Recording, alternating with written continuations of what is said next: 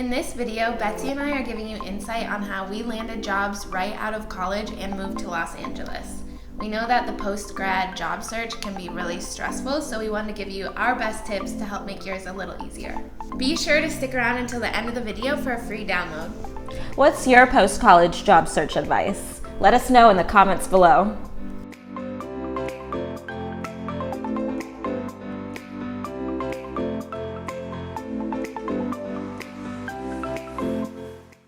Hi Contessas, welcome back. I'm Betsy, the graphic designer for Career Contessa, a career site built just for women. And I'm Jacq, a video producer here at Career Contessa. Be sure to like and subscribe because we drop videos every week. After we graduated college, we got jobs soon after, and we moved out to Los Angeles as well. So we know it sounds crazy, but the post-grad job search doesn't have to be super stressful, and that's what we're gonna help you do today. Let's do it. Tip number 1, networking. Unfortunately, you cannot meet people just sitting on your couch. This is a great opportunity for you to explore your new city. Search social media or just anywhere online for any networking events near you.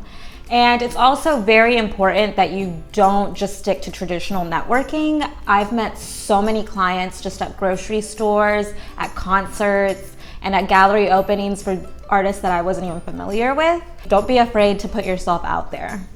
And I would add that if you do want to try to meet people from your couch, LinkedIn is a great place. I joined a bunch of alumni groups from my college, and I actually found people that were in the industry I wanted to work in, and I asked them for informational interviews. So you can do that way. You just have to be more proactive about how you're reaching out, following up, and what you're actually asking for. So you're not gonna ask for jobs. You're just gonna say, hey, I would love to meet up with you or hop on a call for 20 minutes or less. And people will be willing to meet with you if you do it that way, I found. But your alumni group, if you went to school, is a great way to get started in a new city. Tip number 2, self-reflection. We're trained to think, oh, these are my skills, this is what I studied, these are the 5 jobs I can try to get. But I think it's more important after you graduate college to take a seat and think, what are the things I like doing? What are the things I don't like doing? What do I think I want to try next? And taking a break to really reflect on what you're good at and what brings you joy and what makes you happy when you're doing it. You're gonna have to do things in any job that you don't love, but I think that taking the time to really think, okay, I just graduated, what do I want to do next? Instead of trying to force yourself into a plan. I know there's a lot of pressure because everyone says, what are you doing after you graduate? What's next? But it's okay to say, I don't really know. I'm gonna think about it. And also, post-college can get slightly lonely because you're not seeing the people that you see at school every day. So it's good to take advantage of that time to really be introspective and ask yourself what is it that you want, not just what your friends are doing. Or not what's expected of you. Right. Tip number 3, fiscally plan. So when you first move to a new city like we did, things can become a bit unpredictable. So it's important that you pinch pennies and you're very careful and mindful of where you're allocating your money. Plan for the worst to happen if Totally. you don't have a job lined up anyways. And I know that sounds pessimistic, but this also gives you opportunities to, again, use your network. When I first moved to LA, I was lucky enough that I lived with my best friend's parents, and they would not allow me to pay them rent. So I'm not saying that will always be true for every person, but maybe you have a distant family member who you can develop a relationship with, or you go to a church or a networking event and you meet somebody who's looking for a roommate or something like that, but also looking for opportunities. And that also helps with loneliness and stuff too, is figuring out ways to save money, but also to be networking at the same time, I think helps. Tip number 4, use cover letters to explain your experience. So in college, I worked at the advising office, and I know that a lot of people would come in and say, I don't know how I'm supposed to be explaining what I do, or how am I supposed to get a job when I don't have any experience? And I would first say that it's not true that you don't have any experience. And that goes back to the self-reflection, but think about the things you've done, the things that you volunteered for, or if you have worked, then you do have experience, and kind of converting those things into skills that can be used universally, or applying specific things that you've done to specific roles and kind of making those connections. So I would say just reflect on the skills that you do have and the experience that you have, and be able to tie those connections in your cover letter, because your resume won't say it for you. Tip number 5, try to find a company you really believe in. If you find a job that you just find yourself not really being interested in, it's gonna make you resent the job itself, and also just, feel burnt out a whole lot quicker.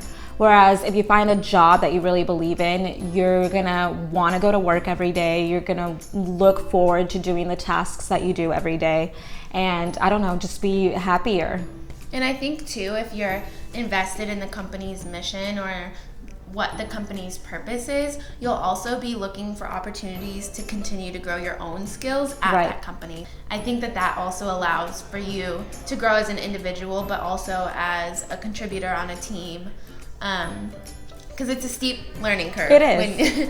When you first start somewhere, especially out of college, your first 9-to-5 job. But I think that if you're invested in what the company's doing, it makes everything more meaningful, and you're more willing to do it and do it well. Tip number 6, research everything. This is one of the tips that I wish someone had told me and I had heard them. I'm sure that someone did tell me this and I was like, yeah, I got it. I'm an adult. But I think it's very important to research everything, especially when you're moving to a new city. So I mean commute, I mean cost of living.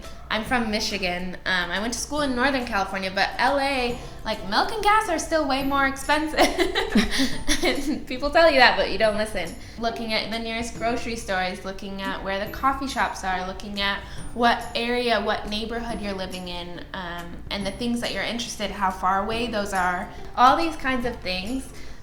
They don't have to line up perfectly with what your plan is, but I would say it's very important to do your research and have a good idea of where you're moving, what you're doing, and what you can expect in the new city. And outside of researching where you're going to live, I think it's also important to research where you're going to work, and I mean the work culture. Yeah. My very first job out of college was a cubicle, windows that don't open, law firm. I very quickly realized that was not my vibe, not conducive to my working style. So researching what the work culture is like, what the company values, do they give benefits, do they give flexible hours, what's important to you, and what does the company offer. And I think I know it's hard when you are first out of college, because you're like, well, what do I have to offer? Who am I to ask for that? But you do have skills and you are a valuable person and you have things to offer. So you need to make sure that you're able to offer those and make sure that you have a work environment that's conducive to that. Tip number 7, don't put yourself in a box. Apply to what you're interested in.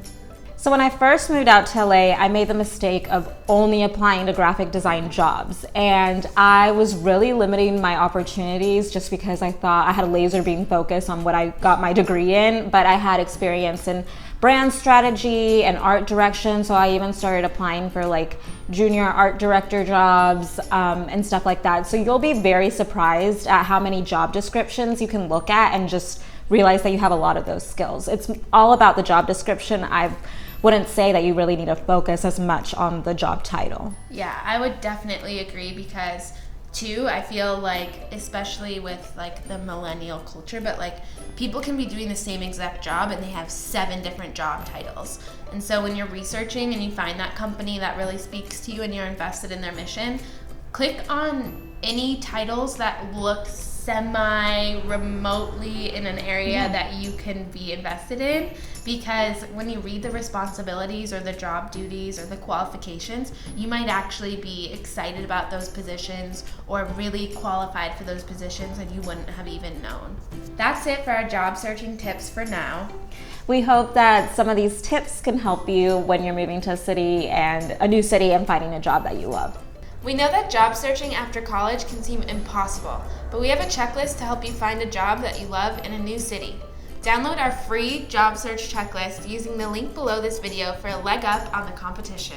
What's your best job searching tip? Tell us in the comments below. And be sure to like this video and subscribe to our channel because we drop videos every week.